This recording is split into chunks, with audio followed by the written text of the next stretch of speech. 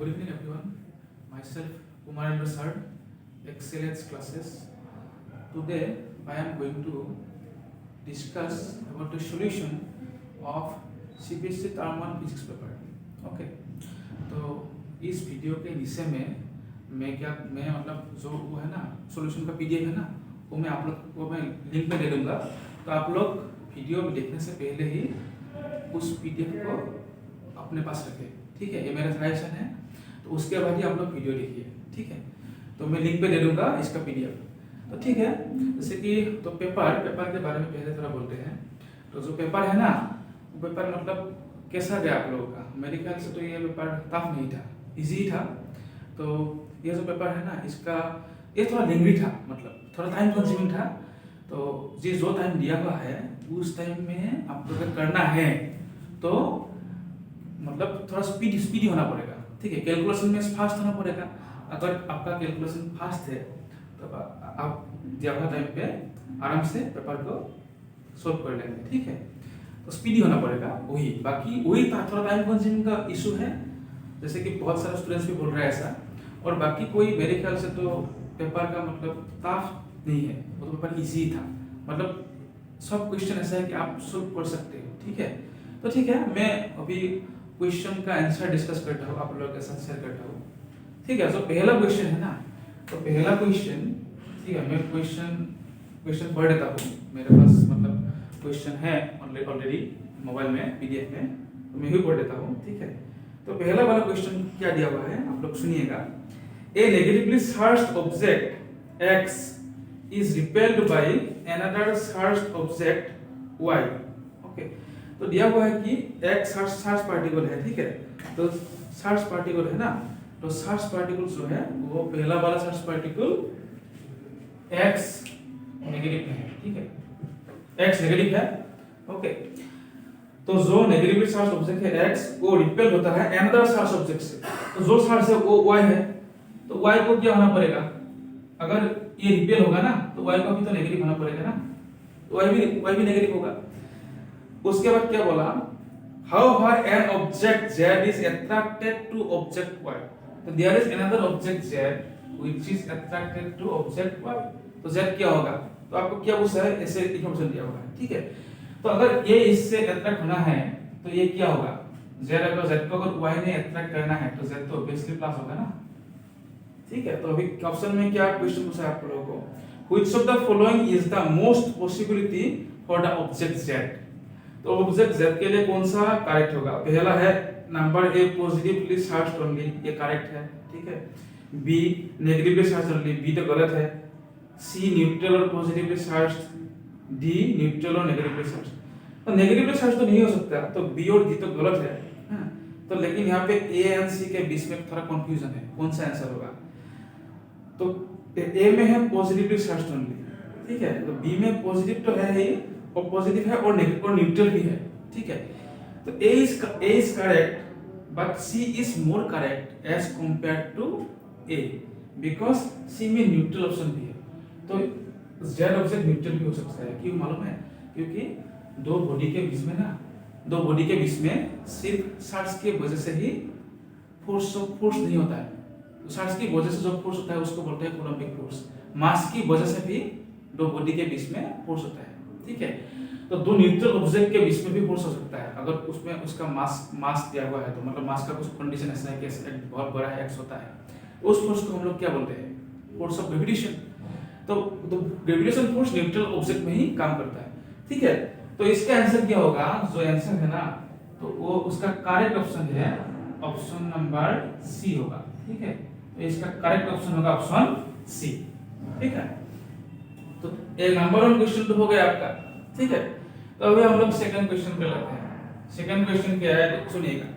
In an experiment 3 microscopic latex spheres are spread into a chamber and became charged with charges plus 3e, plus 5e and minus 3e respectively. Okay. All the 3 spheres came in contact simultaneously for a moment and got separated. तो क्या हुआ, पहला तीनों spare contact में आ गया, बाद में सेपरेट हुआ। Which one of the following are possible values for the final charge on the spheres. तो यहाँ पे चार्ज देखिए, यहाँ पे क्या दिया हुआ है, इनिशियल चार्ज दिया हुआ है। तो इनिशियल चार्ज का जो समेशन है ना, वो फाइनल चार्ज का समेशन से बराबर होना चाहिए। This is the property of what, conservation of charge. Charge is always conserved. तो ये तो मतलब इलेक्ट्रिक चार्ज का बेसिक प्रॉपर्टी हो गया। तो ठीक है, हम लोग क्या करते हैं अभी इस क्वेश्चन का आंसर निकालेंगे। तो इनिशियल चार्ज कितना होगा, टोटल अमाउंट तीनों बॉडी मिलके इनिशियल चार्ज कितना होगा। तो क्या दिया हुआ है, प्लस 3e दिया हुआ है एक का हो गया आपका प्लस 5e, ठीक है, और एक का हो गया माइनस 3e। तो ये तीनों मिला के कितना होगा, 5 3 8 माइनस 3 5, तो 5e हो गया। तो initial charge of the system क्या हुआ, 5e होगा। तो final charge on the system 5e होना चाहिए। तो आप लोग ऑप्शन लिखिए, ऑप्शन में ए बी सी डी है। अगर चार ऑप्शन देखिएगा ना, तो इसमें अगर आप लोग ऑप्शन बी देखेंगे तो बी में क्या हुआ है, एक है प्लस 6e, ठीक है, एक है प्लस 6e, एक है आपका प्लस 6e अनदर बी में, और एक है आपका माइनस 7e, ठीक है। तो ये तीनों मिला के कितना होगा, 6 6 12 12 माइनस 7 5। तो देखिए इनिशियल चार्ज फाइनल चार्ज से इक्वल है, कौन सा ऑप्शन में है, ये बी में है ना, तो इसका आंसर होगा बी, ठीक है, समझ में आ गया। तो मतलब ये क्वेश्चन आपको चार्ज का प्रॉपर्टी से पूछा है, basic properties of electric charge, ये वाला। तो ठीक है, 2 क्वेश्चन भी आसान है। तो हम लोग 3 क्वेश्चन अभी कर लेते हैं, अभी तो ठीक है ना। तो ठीक है, अभी नंबर 3 क्वेश्चन कर लेते हैं।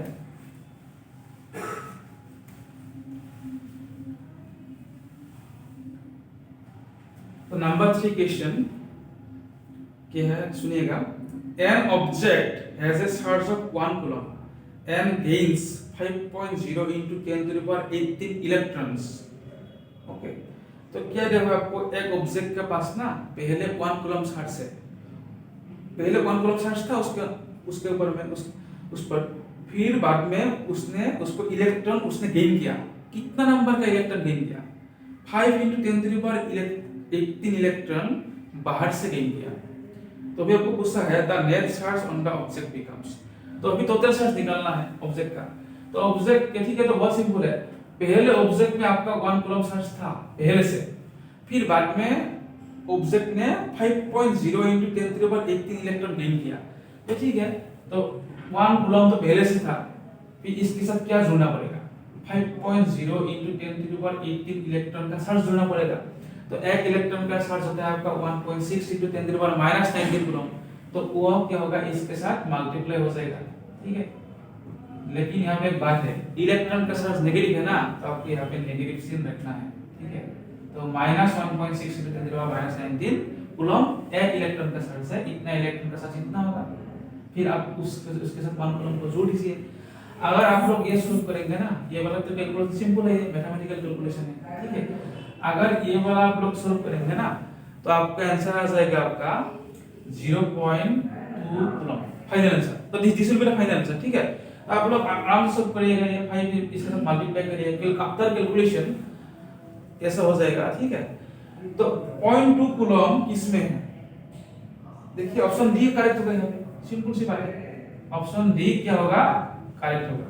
तो ऑप्शन डी में क्या दिया हुआ है, plus 0.20 option D is correct answer, ठीक है। तो 0.2 और 0.20 तो सेम ही है ना, ठीक है। तो ये वाला तो हो गया, नंबर 3 क्वेश्चन तो फिनिश हो गया। अभी हम लोग नंबर 4 क्वेश्चन करेंगे, 4, ठीक है। हम लोग अभी क्वेश्चन नंबर 4 डिस्कस करेंगे। तो क्वेश्चन नंबर 4 में देखिए, Kirchhoff's first rule summation I equal to 0 and the second rule summation IR equal to summation E, where the symbols have their usual meanings are respectively based on। देखिए पहले तो Kirchhoff first rule है, तो Kirchhoff first rule and Kirchhoff second rule किसके ऊपर based है, तो ये तो सिंपल सी बात है, Kirchhoff फर्स्ट रूल किसके ऊपर बेस्ड है, कंजर्वेशन ऑफ चार्ज से बेस्ड है। हम लोग तो ये तो करंट इलेक्ट्रिसिटी वाला सेक्टर में तो हम लोग पढ़ा ही है ना, करंट इलेक्ट्रिसिटी में है, Kirchhoff's रूल है आपका, Kirchhoff's KCL, Kirchhoff current law. तो Kirchhoff current law is based on conservation of charge, ठीक है। और जो सेकंड रूल है ना, Kirchhoff's सेकंड लॉ, उसको हम लोग बोलते हैं KVL, Kirchhoff's वोल्टेज लॉ भी बोल सकते हैं। तो वो कंजर्वेशन ऑफ एनर्जी के ऊपर बेस्ड है। ये सिंपल से बात है, थ्योरेटिकल क्वेश्चन है। तो इसका आंसर क्या होगा? तो Kirchhoff first law is based on conservation of charge, Kirchhoff second law is based on conservation of energy. तो करेक्ट ऑप्शन क्या होगा? करेक्ट ऑप्शन होगा बच्चा ऑप्शन डी। ठीक है, तो ऑप्शन डी में क्या दिया हुआ है? पहला कंजर्वेशन ऑफ चार्ज, उसके बाद कंजर्वेशन ऑफ एनर्जी। ठीक है, तो ऑप्शन डी इज करेक्ट। तो अभी तक तो सब कुछ तो आसान से चल रहा है ना, तो अभी तक तो हम लोग को टफ क्वेश्चन नहीं मिला है। तो इसलिए मैं बोला कि क्वेश्चन पेपर टफ नहीं था, इजी था, लेकिन टाइम कंज्यूमिंग है। बाद में पता चलेगा आपको टाइम कंज्यूमिंग क्यों बोला, क्योंकि बहुत सारे मैथमेटिकल स्टेप है इसमें। ठीक है, अभी हम लोग 5 वाला क्वेश्चन कर लेते हैं। 5 वाला क्वेश्चन क्या दिया हुआ है देखिए, the electric power consumed by a 220 volt 100 watt bulb. तो ये बल्ब का इंफॉर्मेशन दिया हुआ है। बल्ब का इंफॉर्मेशन क्या दिया हुआ है? 220 वोल्ट है बल्ब का, और बल्ब का जो पावर है ना वो है 100 वाट। पावर है 100 watt. Okay, when operated at 110 volt the electric, तो इसका इलेक्ट्रिक पावर निकालना है एक बल्ब का जो बल्ब ऑपरेट करेगा कौन सा वोल्टेज में? 110 वोल्ट में अगर ऑपरेट करेगा तो इसका बल्ब का आपको निकालना है। क्या निकालना है? इलेक्ट्रिक पावर निकालना है। ठीक है, तो हम लोग ये वाला क्वेश्चन कैसे करेंगे? तो ये वाला भी सिंपल है, ज्यादा टफ नहीं है। पहले क्या दिया हुआ है? बल्ब का V दिया हुआ है, V दिया हुआ है, 220 दिया हुआ है। ठीक है, और आपको पावर दिया हुआ है 100। मैं आपको मैथमेटिकल कैलकुलेशन नहीं दिखाऊंगा, सीधा आपको मैं तरीका समझाऊंगा। ठीक है, कैसे इसको करना है। और मैथमेटिकल पार्ट तो आप लोग खुद से कर सकते हैं, ये तो मतलब मल्टीप्लिकेशन डिवीजन का खेल है ना, तो सिंपल मैथमेटिक्स है। तो मैं आप लोगों को सिर्फ बताऊंगा कि मतलब तरीका क्या है, कैसे इसको सजाना है, लेना है क्लास तक। ठीक है, तो इससे आप लोग क्या करोगे? इससे बेसिक फॉर्मूला है, P दिया हुआ है, V दिया हुआ है। ठीक है, तो इससे आप लोग R निकाल सकते हैं। R किस फॉर्मूला से निकालेंगे? R = v² से निकालेंगे। ठीक है, तो यहाँ पे V का वैल्यू बैठा लीजिए, P का वैल्यू बैठा लीजिए। तो बैठाने के बाद V का वैल्यू दिया हुआ है, P का दिया हुआ है, बैठाने के बाद आपका आंसर आएगा 484 ओम। ठीक है, 484 ओम आ जाएगा। तो अभी यहाँ से हम लोग पहला जो इंफॉर्मेशन दिया हुआ है ना, उससे हम लोग R निकाला। फिर यहाँ पे आपको क्या बोला है? अगर बल्ब 110 वोल्ट में ऑपरेट करेंगे तो उसका पावर क्या होगा? तो सिंपल बात है, वही फॉर्मूला लगा, वही क्या करेंगे। तो अभी इस फॉर्मूला को थोड़ा उल्टा करके लगाइए। R = v² P था, तो P = क्या होगा? P = होगा आपका v² R होगा। तो V कितना है? V तो इस बार 110 है ना, तो यहाँ पे आप लोग V का वैल्यू बता लीजिए, 110² होगा। ठीक है, R का वैल्यू होगा, यहाँ से R निकाला अभी, तो R यहाँ से निकाला, R बैठा लीजिए, 484 बैठा लीजिए। तो उसके बाद आपका आंसर आ जाएगा 25 वाट। ठीक है, तो 25 वाट आंसर होगा। तो ऑप्शन यहाँ पे कौन सा करेक्ट होगा? ऑप्शन नंबर ए करेक्ट होगा। ठीक है, तो 5 नंबर का क्वेश्चन का आंसर है ऑप्शन ए। ठीक है, तो हम लोग अभी 6 नंबर क्वेश्चन देखेंगे। ठीक है,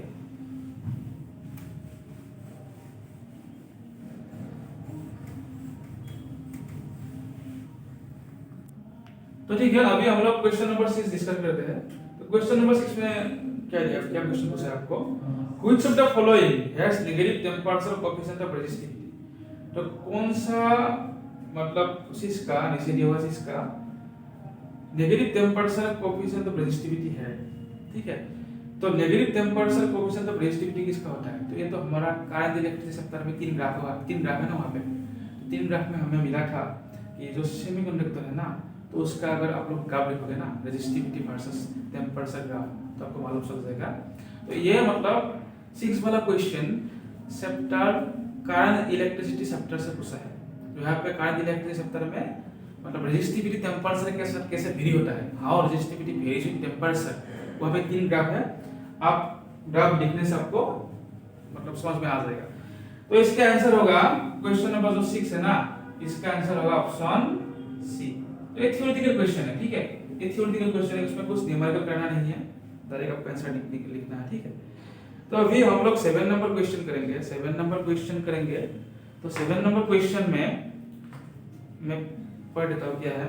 2 wires carrying currents I1 and I2। तो यहाँ पे क्या हुआ है, 7 नंबर क्वेश्चन है ना, यहाँ पे 2 वायर है। ठीक है, एक वायर ऐसा है, यहाँ से करंट जा रहा है कितना, आपका I1 जा रहा है। ठीक है, or there is another two wires carrying currents I1 and I2 lie one slightly above the other in a horizontal plane as shown in figure। तो फिगर में दिया हुआ है आपका, तो यहाँ पे और एक वायर है, तो उस वायर में कितना करंट जा रहा है I, ठीक है। तो ये फिगर में दिया हुआ है the region of vertically upward strongest magnetic field.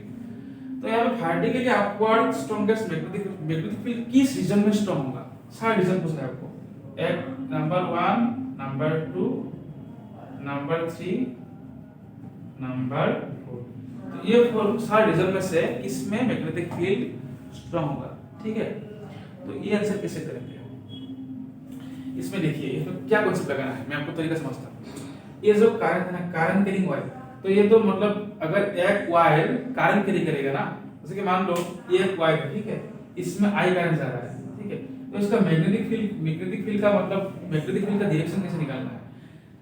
Current straight conductor में से जा रहा है ना, तो मैग्नेटिक फील्ड क्या होगा, ऐसे होगा, कॉल कर दो मैग्नेटिक। तो ये वाला उंगली अगर करंट का डायरेक्शन समझेगा तो ये मतलब ऐसा होगा ना, तो मैग्नेटिक फील्ड इसमें क्या होगा, ऐसे होगा, ठीक है, ऐसे होगा, ऐसा होगा, ठीक है, ऐसा होगा। तो करंट जा रहा है, ऐसा होगा, ठीक है।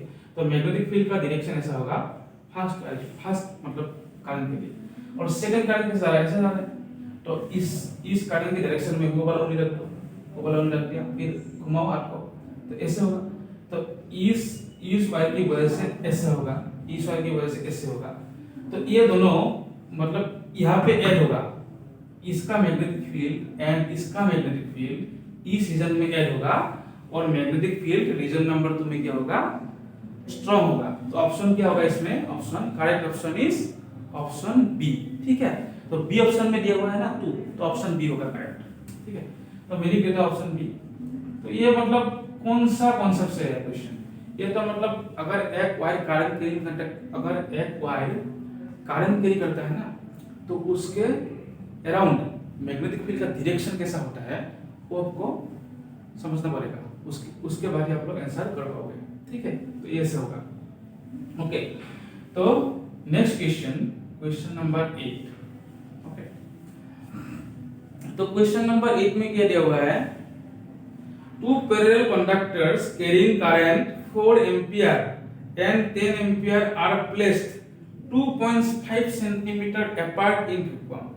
अब क्या हुआ है, दो पैरेलल वायर है, तो दो पैरेलल वायर है, और उस मतलब एक वायर में करंट है 4 एम्पियर, ठीक है। एक वायर में इसका मान लिया मैंने I1, इसका मान लिया मैंने I2, ठीक है। तो यहाँ से करंट I1 का वैल्यू है आपका 4 एम्पियर, दो पैरेलल है, I2 का वैल्यू कितना है 10 एम्पियर, ठीक है। और ये दोनों का बीच में कितना गैप है, 2.5 सेंटीमीटर है, 2.5 सेंटीमीटर गैप है। I1 का वैल्यू भी दिया हुआ है, I2 का वैल्यू भी दिया हुआ है, ठीक है। तो आपको क्या क्वेश्चन को solve, the force per unit length between them. तो मतलब यहाँ पे पर यूनिट लेंथ कितना फोर्स होगा, तो ये तो मतलब एक सिंपल टॉपिक है। यहाँ तो आप लोग को मूविंग चार्जेस एंड मैग्नेटिज्म वाला जो चैप्टर है ना, उसके अंदर में एक टॉपिक आता है force between two parallel conductors, तो उस टॉपिक से ये रिलेटेड क्वेश्चन रिलेटेड है। तो इसका फोर्स पर यूनिट लेंथ का एक डायरेक्ट फार्मूला है, मैं आपको फार्मूला लिख देता हूँ, ठीक है। तो आप लोग देखिएगा, एक्सप्रेशन देखिएगा उसका बुक में। तो इसका फार्मूला ऐसा होगा, F equal to mu not by 4 pi, ठीक है, twice I1 I2 divided by d, distance d मतलब क्या है, दोनों का बीच में डिस्टेंस है। तो आपको यहाँ पे क्या करना है, म्यू नॉट बाई 4 पाई का वैल्यू लिख देना है। म्यू नॉट बाई 4 पाई का वैल्यू 10 टू द पावर -7 होता है, ठीक है। तो इसका वैल्यू पुट कर दीजिएगा। I1 दिया हुआ है क्वेश्चन पे, I1 दिया हुआ है, I2 दिया हुआ है, दोनों एम्पियर में दिया हुआ है, ठीक है।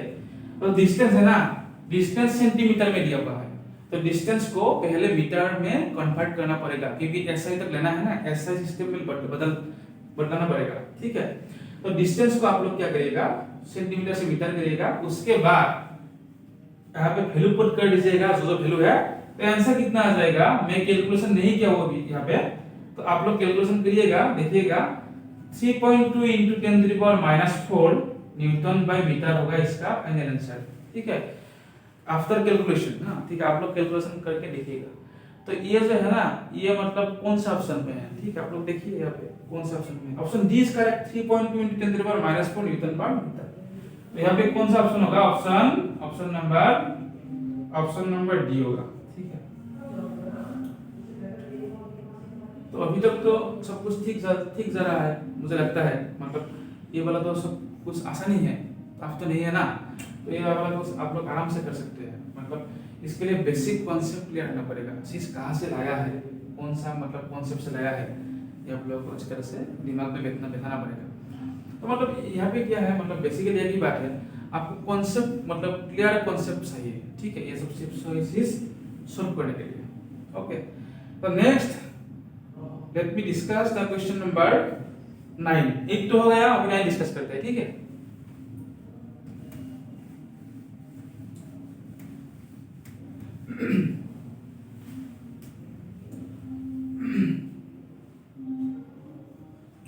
तो क्वेश्चन नंबर में 9 में क्या दिया हुआ है, if an ammeter is to be used in place of a voltmeter then we must connect with the ammeter A, ठीक है।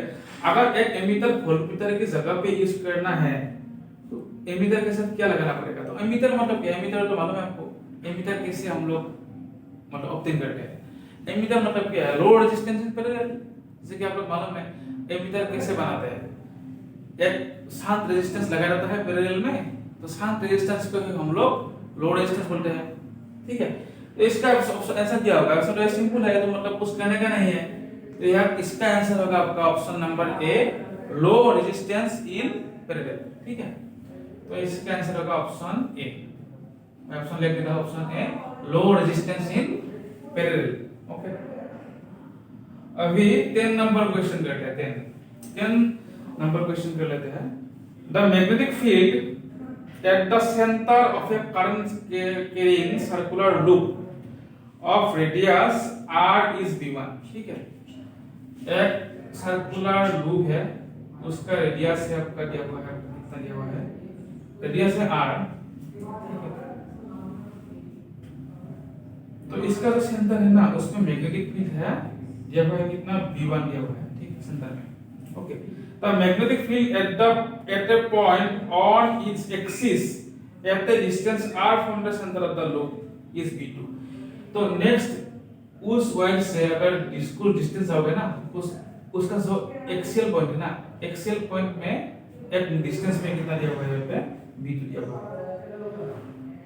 एट द डिस्टेंस कितना r from the center of the loop। Okay, तो जो ये जो है ना magnetic field निकालना है ना, v2 है ना, तो यहाँ पे मैग्नेटिक फील्ड v2 है, ऐसा दिया हुआ है। इसका डिस्टेंस सेंटर से कितना है r, मतलब कि magnetic field at the point on its axis at the distance r from the centre of the loop. Okay, तो ये डिस्टेंस भी कितना है, r है, ठीक है। तो अगर ये हम लोग करना है तो मतलब ये कैसे करेंगे, तो ये सिंपल बात है, बायोट-सावर्ट लॉ का एप्लीकेशन आप लोगों को मालूम है। बायोट-सावर्ट लॉ का जो फर्स्ट एप्लीकेशन है ना, magnetic field at the centre of a circular point, तो V1 दिया, V1 का फॉर्मूला आपको याद है, V1 का फॉर्मूला लगा दीजिए, क्या होता है। तो V1 बायोट-सावर्ट लॉ का जो फर्स्ट एप्लीकेशन है, उससे क्या पता चलेगा, V1 magnetic field at the centre of a circular loop is V1 equal to mu not I by twice into radius. तो यहाँ पे रेडियस कितना दिया हुआ है, r है, तो ये तो हो गया फर्स्ट वाला V1 हम लोग निकाल लिए। नेक्स्ट V2 क्या है, V2 मतलब है एक्सियल पॉइंट में, तो करंट कैरिंग कंडक्टर के सेंटर में नहीं है, सेंटर से कुछ दूर में है, कितना डिस्टेंस में है, सेंटर से r डिस्टेंस में है। और वो पॉइंट कहां पे लाई करता है, ये वाला पॉइंट जहां पे मैग्नेटिक फील्ड है आपका V2, वो वाला पॉइंट लाई करता है at the distance r from the centre. Okay, तो इसमें हम लोग क्या निकालेंगे, इसमें हम लोग V2 निकालेंगे। तो V2 का फॉर्मूला है ऐसा कि म्यू नॉट, ये डायरेक्ट एक्सप्रेशन है, ये मतलब एग्जाम में आता भी है कि magnetic field at the axial point कैसे निकालना है, इसका डेरिवेशन है, तो आप लोग डेरिवेशन देखिएगा।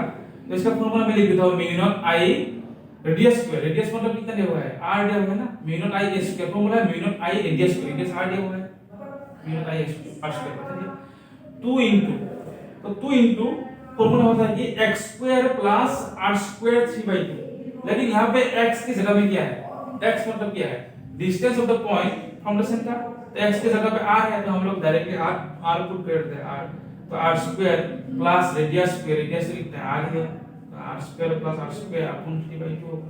तो फॉर्मूला से डायरेक्ट मैंने लिखा, फॉर्मूला में फॉर्मूला से कंपैरिजन किया, वैल्यू बताइए। तो देखिए आप लोगों को ये दोनों सॉल्व करना है, ठीक है, ये दोनों ये सॉल्व करना है, इसको ये सॉल्व करना है, इसका तो कुछ सॉल्व करने का नहीं है। उसके बाद आपको रेशियो निकालना है इसका b1 अपन b2 का, ठीक है। तो b1 by b2 उसके बाद करना है। तो ये सॉल्व करिए आप लोग, ये फिर ये तो है, ये तो इसमें तो कुछ करना नहीं है। उसके बाद b1 by b2 निकालिए। तो आफ्टर कैलकुलेशन, मैं यहाँ पे कैलकुलेशन नहीं किया हो क्योंकि वीडियो बहुत लंबा भी हो जाएगा ना, तो मतलब मैं जस्ट लिखा हो आपको कि कैसे करना है, ट्रिक्स बता रहा हूँ, फॉर्मूला क्या है, कांसेप्ट क्या है, first a concept behind them, okay. So after solving b1 by b2 you will get the answer this much, 2√2, okay. So 2√2 you will get, so 2√2 lies in option A. So option A is correct here, okay. Option A will be correct. देखो आप लोग option A में ए है, तो option A will be correct. तो आ गया ये 10 number question हम लोग कर लिए। अभी हम लोग 11 पे चलते हैं, ठीक है। तो 11 क्वेश्चन भी आपका न्यूमेरिकली है। The self inductance of A solenoid of 600 turns is 108 million, okay. तो सेल्फ इंडक्टेंस दिया हुआ है सोलेनॉइड का 108 मिलियन दिया हुआ है, ठीक है। कितना टर्न है? 600 टर्न, ठीक है। The self inductance of A coil having 500 turns with the same length, the same radius and the same medium will be. तो आपको क्या पूछा है? Self inductance of another coil having 500 turns. तो लेकिन तो यहाँ पे दो कॉइल दिया हुआ है बेसिकली। पहला वाला कॉइल का सेल्फ इंडक्टेंस दिया हुआ है, दूसरे वाला कॉइल का सेल्फ इंडक्टेंस आपको पूछा है, ठीक है। तो ये वाला क्वेश्चन कैसे करना है? तो सोलेनॉइड का सेल्फ इंडक्टेंस का फॉर्मूला है, सोलेनॉइड का सेल्फ इंडक्टेंस का फॉर्मूला आपको मालूम होना पड़ेगा, ठीक है। ये सिस्टम करने के लिए सोलेनॉइड का जो सेल्फ इंडक्टेंस का फॉर्मूला है ना, वो आपको मालूम होना पड़ेगा। तो ठीक है, हम लोग 11 क्वेश्चन भी कर लेते हैं। तो सेल्फ इंडक्टेंस ऑफ सोलेनॉइड, ये मतलब कौन से चैप्टर में है? ये है इलेक्ट्रोमैग्नेटिक इंडक्शन में है, ठीक है। इलेक्ट्रोमैग्नेटिक इंडक्शन में इसका एक्सप्रेशन है। तो एक्सप्रेशन क्या आएगा? n equal to mu not n square, capital N square मतलब टोटल नंबर ऑफ टर्न्स, ठीक है। a मतलब area of cross section, mu not आपको मालूम है, divided by length, okay, length. तो ये वाला है फॉर्मूला सोलेनॉइड का सेल्फ इंडक्टेंस के लिए। लेकिन यहाँ पे दो सोलेनॉइड है, ठीक है। तो हम लोग यहाँ पे मार्क करते हैं, इसको लेबल करते हैं 1 से। तो L1 equal to mu not, इसको भी मार्क करते हैं, N1 होगा यहाँ, ये तो A, इसको हम लोग A1 भी मान सकते, A बोल सकते हैं, A by L, A1 L1 mark करना सही था मुझे। लेकिन दोनों जो सोलेनॉइड है ना, दोनों का क्या है? लेंथ सेम है। आप क्वेश्चन पढ़ोगे ना तो देखोगे दोनों का लेंथ सेम है और दोनों का रेडियस सेम है। अगर दोनों का रेडियस सेम होगा तो दोनों का एरिया भी सेम होगा, ठीक है। दोनों का लेंथ सेम है तो लेंथ सेम है, तो इसलिए हम लोग L1 कैसे रख दिया, L2 का हम लोग क्या लिखेंगे? Mu naught. Number of turns अलग है तो N2 स्क्वायर लिखना पड़ेगा। एरिया फर्स्ट कॉइल की जितना है, फर्स्ट सोलेनॉइड की जितना है, उतना ही एरिया इसका भी है। तो हम लोग क्या करेंगे? एरिया को भी ऐसे लिखेंगे, A1 A2 लिखने का कोई जरूरत नहीं है, दोनों का सेम है, डिवाइड बाय, ठीक है। तो L1 कितना हुआ? Mu not n square A by L, L2 mu naught n2 square A by L, ठीक है। तो अभी आपको L2 निकालना है, तो आप क्या करेंगे? इस दोनों इक्वेशन से L1 by L2 कर दीजिए। L1 by L2 करने से after simplification you will gate n1 square by n2 square, okay. तो यहां से L2 निकाल सकते हैं आप लोग। L1 दिया हुआ है, L1 दिया हुआ है, N2 दिया हुआ है, चार मतलब चीज है, 3 दिया हुआ है, एक निकालना है। तो यहाँ पे आप लोग कैलकुलेशन करने के बाद आराम से L2 निकाल सकते हैं। L2 क्या होगा? L1 N2 square divided by N1 square. तो after putting the respective values you will get the answer as 75 milli henry, ठीक है। ये आंसर आ जाएगा। तो इसका आंसर होगा 75 मिली हेनरी। तो 75 milli henry option number D में है, ऑप्शन नंबर डी में है 75 मिली हेनरी। तो option number D is correct है, ओके। तो ऑप्शन डी इज करेक्ट, तो ठीक है, ऑप्शन डी इज करेक्ट हो गया। 11 नंबर क्वेश्चन हम लोग डिस्कस कर लिए। अभी हम लोग 12 नंबर क्वेश्चन पे चलते हैं, ठीक है।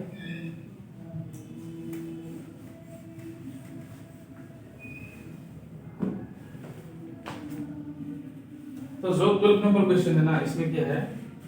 The RMS current in a circuit connected to a 50 hertz AC source is 15 ampere. तो आरएमएस करंट का वैल्यू दिया हुआ है, सर्किट का फ्रीक्वेंसी दिया हुआ है। Okay, the value of the current in the circuit 1/600 second after the instant the current is 0।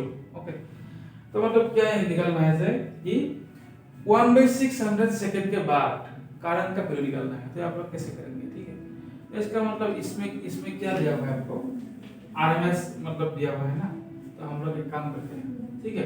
तो कोई भी एक टाइम में, कोई भी एक इंस्टेंट में करंट हम लोग कैसे निकालते हैं, करंट का फॉर्मूला क्या होता है बेसिकली। तो ये तो 12 नंबर क्वेश्चन है ना, ठीक है। मैं आपको ट्रिक्स बता रहा हूं। तो करंट का फॉर्मूला क्या होता है, I = I net sin omega t in alternating current। Okay, तो alternating current is time varying current, so the formula will be I = I net sin omega t। तो यहाँ पे क्या करना है, t का वैल्यू दिया हुआ है, कौन सा टाइम में निकालना है, 1/600। ओके, तो t का वैल्यू होगा 1/600। ओमेगा का वैल्यू आपको निकालना है।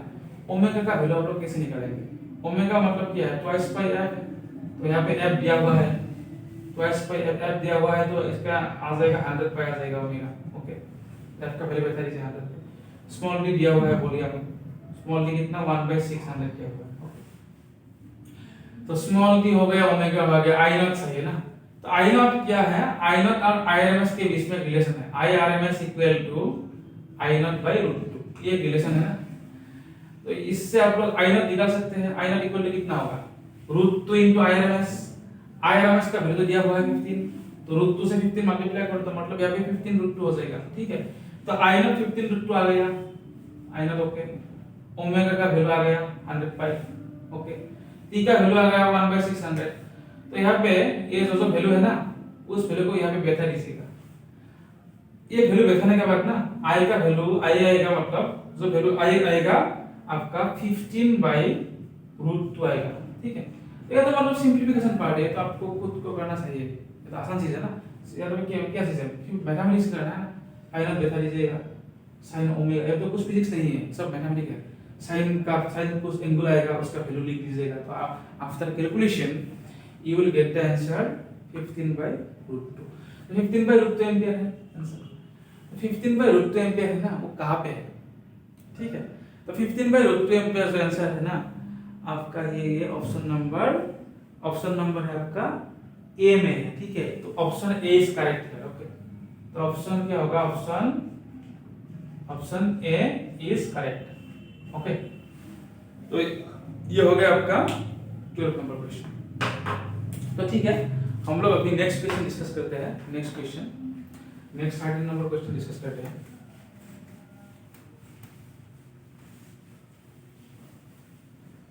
तो 13 नंबर क्वेश्चन में क्या है, in a circuit phase difference between the alternating current and the source voltage is 5/2। तो सर्किट है अल्टरनेटिंग सर्किट में करंट एंड वोल्टेज का बीच में फेज डिफरेंस दिया हुआ है आपको π/2, मतलब 90 degree. Which of the following can not be the element of the circuit, मतलब नीचे दिए हुए कौन सा चीज सर्किट का एलिमेंट नहीं हो सकते, ठीक है। सर्किट का एलिमेंट कौन सा नहीं हो सकते, तो यहाँ पे देखिएगा फेज डिफरेंस, मतलब phase difference between voltage and current is π/2, ठीक है। तो फेज डिफरेंस π/2 होता है, किसके लिए होता है आप लोगों को तो मालूम है। प्योरली है ना, प्योरली इंडक्टिव सर्किट है ना। तो प्योरली इंडक्टिव सर्किट में और प्योरली कैपेसिटिव सर्किट में phase difference voltage and current के बीच में क्या होता है, 90 डिग्री होता है।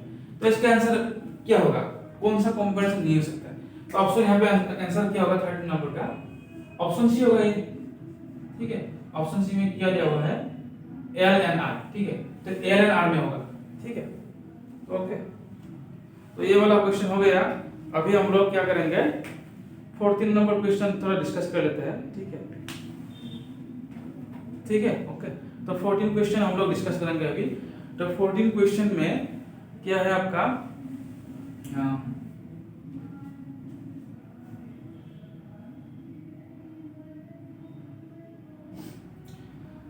the electric potential V at any point x y z is given by v equal to थाई सेक स्क्वायर। ओके, तो स्पेस में कोई भी पॉइंट है वहां पे पोटेंशियल दिया हुआ है आपको थाई सेक square, v equal to 3x square. Okay, where x is in metres and v is in volt. तो x मीटर में है, v वोल्ट में है, ठीक है। तो electric potential at the point 1 metre 0 2 metre is, तो सिंपल सी बात है ये। यहाँ पे पोटेंशियल का एक्सप्रेशन दिया हुआ है, आपको इलेक्ट्रिक फील्ड निकालना है एक पार्टिकुलर पॉइंट में। तो इसके लिए क्या करना पड़ेगा आपको, देखिएगा यहाँ पे 40 नंबर क्वेश्चन में, तो v है, तो v आपका क्या हुआ दिया हुआ है थाई सेक स्क्वायर दिया हुआ है, ठीक है। v थाई सेक स्क्वायर दिया हुआ है, तो v से इलेक्ट्रिक फील्ड निकालना है। तो there is relation between electric field and potential. Okay, तो इलेक्ट्रिक फील्ड एंड पोटेंशियल का बीच में रिलेशन है, ये चीज आपको फर्स्ट चैप्टर में मिलेगा। सॉरी फर्स्ट चैप्टर नहीं है ये सेकंड चैप्टर में है, ठीक है। तो सेकंड चैप्टर में relation between electric field and potential एक टॉपिक है, उसमें रिलेशन है। तो रिलेशन कुछ ऐसा टाइप का है, E equal to minus dv by dx। Minus dv by dr होता, लेकिन यहाँ पे पोटेंशियल सिर्फ एक ही कोऑर्डिनेट के ऊपर डिपेंड करता है। मतलब क्वेश्चन में v equal to 3x square है, अगर यहाँ पे y स्क्वायर भी होता तो हम लोग यहाँ पे y लिखते हैं, ठीक है। तो मतलब इन जनरल ना माइनस dv बाई dr होता है, लेकिन यहाँ पे सिर्फ पोटेंशियल एक कोऑर्डिनेट के ऊपर ही डिपेंड करेगा, इसलिए मैंने यहाँ पे x है, यहाँ पे मैं x रख दिया, ठीक है। तो आप माइनस डी बाई dx, अगर माइनस आपको तो डिफरेंस करना आता है ना, माइनस dx क्या होगा ये थाई सेक स्क्वायर हो जाएगा v का जगह, तो ये तो डिफरेंस करना आता है आपको, सिंपल मैथमेटिक्स है। तो इसके लिए आंसर क्या होगा, इसका आंसर क्या होगा, तो e इक्वल टू माइनस, तो इसका आंसर हो जाएगा आपका 6 माइनस 6x हो जाएगा ना, माइनस 6x हो जाएगा, सिंपल सी बात है, आराम से। जब 3 निकालो तो ऐसे सी बाहर में आ जाएगा, कांस्टेंट है, तो dx पर x स्क्वायर रहेगा, x स्क्वायर का डिफरेंशिएट करोगे तो क्या होगा 2x आएगा, 2 से 3 मान लिया 6 sin 6x हो गया। तो ठीक है, तो अभी हम लोग इलेक्ट्रिक फील्ड निकालना है, कौन सा पॉइंट में निकालना है, आपको दिया हुआ है पॉइंट दिया हुआ है, पॉइंट कौन सा पॉइंट है आपका इलेक्ट्रिक फील्ड, हां इलेक्ट्रिक फील्ड निकालना है 1 मीटर 0 2 मीटर में, ठीक है। तो x का वैल्यू है 1 मीटर, y का वैल्यू है 0 एंड z का वैल्यू है 2 मीटर, ये इस पॉइंट में निकालना है। तो यहाँ पे आप लोग देखिएगा इलेक्ट्रिक फील्ड ना सिर्फ एक ही कोऑर्डिनेट के ऊपर डिपेंड किया, कहा किसके ऊपर, सिर्फ x के ऊपर डिपेंड किया, यहाँ पे y एंड z नहीं है, तो इसलिए हम लोग क्या करेंगे, सिर्फ x का वैल्यू रखने से होगा, तो -6 x, तो जो पॉइंट में निकालना है ना उसका x कोऑर्डिनेट कितना है 1 है, तो -6 1 मीटर आंसर होगा, फिर अब क्या होगा, आंसर आपका हो जाएगा आंसर आपका हो जाएगा -6, तो -6 आंसर होगा, इसको -6 का आंसर है, ठीक है। तो -6 अभी कौन सा ऑप्शन में दिया हुआ है, -6 होगा ऑप्शन, तो -6 तो मतलब ऑप्शन में नहीं है, तो हम लोग क्या करेंगे, ठीक है। तो -6 मतलब क्या, माइनस तो डायरेक्शन समझता है ना, समझता है, तो इसका आंसर होगा आपका ऑप्शन नंबर ए, ठीक है। ऑप्शन नंबर ए होगा, की ऑप्शन नंबर ए होगा मैं बता रहा हूं, ऑप्शन ए, ठीक है। तो इलेक्ट्रिक फील्ड है, तो ऑप्शन में 6 वोल्ट पर मीटर है, ठीक है, 6 volt per metre. Electric field का यूनिट न्यूटन बाय कूलम्ब है, लेकिन अगर हम लोग वोल्टेज के साथ रिलेट करेंगे ना तो उसका वोल्ट पर मीटर है। 6 वोल्ट पर मीटर अलोंग क्या होगा, अलोंग नेगेटिव x एक्सिस, ठीक है, ये होगा 6 volt per metre along negative x axis. तो 6 volt per metre along negative x axis, x axis का वैल्यू नेगेटिव में आ गया ना, तो इसलिए ये माइनस है। अगर ये प्लस होता तो अलोंग पॉजिटिव x एक्सिस होता, ठीक है। तो इलेक्ट्रिक फील्ड वेक्टर क्वांटिटी में नेगेटिव साइन मतलब डायरेक्शन को इंडिकेट करता है, ठीक है। तो इसलिए इसका आंसर हो जाएगा ऑप्शन नंबर ए, ओके। तो ऑप्शन हम लोग ये वाला क्वेश्चन कर लिए आसान से। अभी हम लोग ऑप्शन क्वेश्चन 15 पे करेंगे, ठीक है। 15 क्वेश्चन कर लेते हैं। तो 15 क्वेश्चन जो है ना, 15 क्वेश्चन में आपका क्या क्या दिया हुआ है, 15 क्वेश्चन जो है 15 क्वेश्चन में पढ़ लेता हूं अभी। तो 15 क्वेश्चन में which of the diagrams correctly represents the electric field between two charged plates if a neutral conductor is placed in between the two plates। तो यहाँ पे क्या हुआ है, मतलब दो चार्ज प्लेट है, ठीक है, दो चार्ज प्लेट है, एक आपका पॉजिटिव है एक आपका नेगेटिव है, ठीक है। तो ये दोनों चार्ज प्लेट के बीच में एक न्यूट्रल कंडक्टर रख लिया, तो न्यूट्रल कंडक्टर रख लिया, दोनों चार्ज प्लेट के बीच में एक न्यूट्रल कंडक्टर रखा, ठीक है। तो ऐसा चार्ज है, एक प्लेट है, ये पॉजिटिव है, ठीक है, ये पॉजिटिव है मान लिया, तो ये एक प्लेट है, इसमें नेगेटिव चार्ज है, ठीक है। तो यहाँ पे न्यूट्रल कंडक्टर है। तो न्यूट्रल कंडक्टर को क्या करेंगे, तो न्यूट्रल कंडक्टर अगर रखोगे ना तो इसका जो मतलब पॉजिटिव नेगेटिव पार्ट है ना तो सेपरेट हो जाएगा। तो पॉजिटिव नेगेटिव जो इसका जो नेगेटिव है तो ये तो मतलब इसका नेगेटिव को ये पॉजिटिव खींचेगा और इसका जो पॉजिटिव पार्ट है वो उसको नेगेटिव खींचेगा। तो इसका डायग्राम जो होगा ना करेक्ट आंसर होगा ना ऑप्शन डी होगा। ठीक है, ऑप्शन डी होगा। तो ऑप्शन डी में कुछ आपका ऐसा डायग्राम है, मैं लिखा रहता हूँ ऐसा कुछ टाइप का है, मतलब जैसे यहाँ पे ऐसा है, ऐसा ऐसा है ऑप्शन डी में। ठीक है, ऐसा ऐसा है। तो इलेक्ट्रिक फील्ड पॉजिटिव से नेगेटिव तक आता है तो मालूम है ये तो ऐसा होगा, तो ऐसा टाइप का है। ठीक है, ऐसा तो मतलब ये न्यूट्रल कंडक्टर है ना, यही कॉन्सेप्ट है। तो न्यूट्रल कंडक्टर है ना, तो न्यूट्रल को क्या करेगा, न्यूट्रल का मतलब जो पॉजिटिव पार्ट है, एटम का तो होता है ना पॉजिटिव पार्ट नेगेटिव पार्ट है, पॉजिटिव पार्ट को नेगेटिव अपनी तरफ खींचेगा और इसका जो नेगेटिव पार्ट है नेगेटिव को पॉजिटिव अपनी तरफ खींचेगा। तो इसलिए इसका आंसर हो जाएगा आपका ऑप्शन नंबर डी। तो ऑप्शन डी आपका करेक्ट आंसर होगा। ठीक है, option D is correct. Okay.